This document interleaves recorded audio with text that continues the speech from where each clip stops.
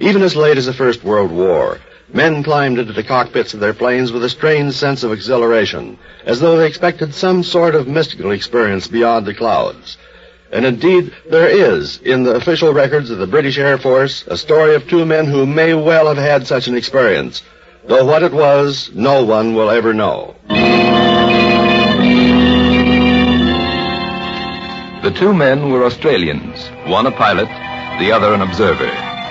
On a morning in the autumn of 1917, they set out in an RE-8 on a reconnaissance flight together with a second plane. 3 hours passed, and then the officer heard the roar of an approaching motor. He stepped out on the field and, shading his eyes from the sun, glanced upward.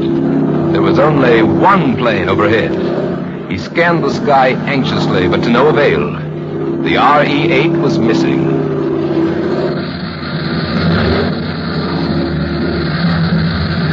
The other plane circled the field, landed, and taxied up to the aerodrome.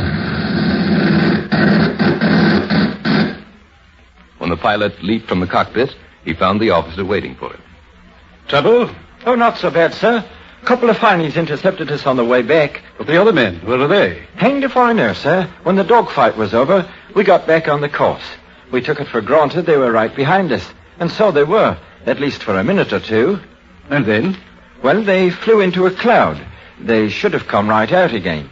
What could have happened to them? I don't By know. mid-afternoon, a heavy silence settled over the occupants of the aerodrome.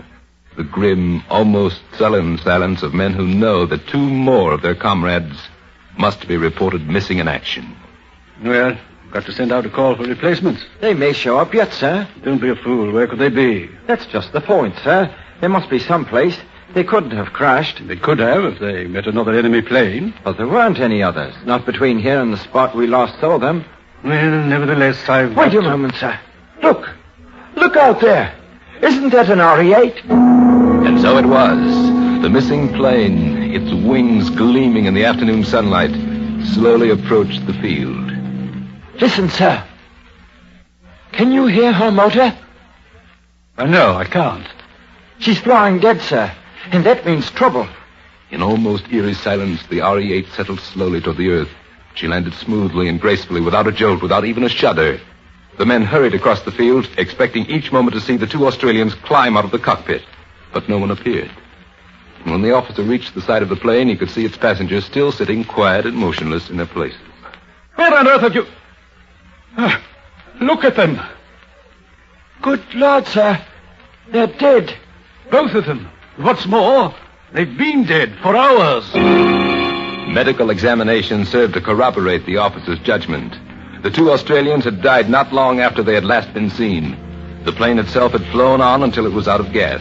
And then it had made a perfect landing on its home field. Where it had been in the interim, what had kept it in the air, whether it was by mere coincidence that it had returned to the aerodrome, all of these things are subjects for speculation. Only one thing is certain, that this is a story which so far has defied explanation. A story incredible but true.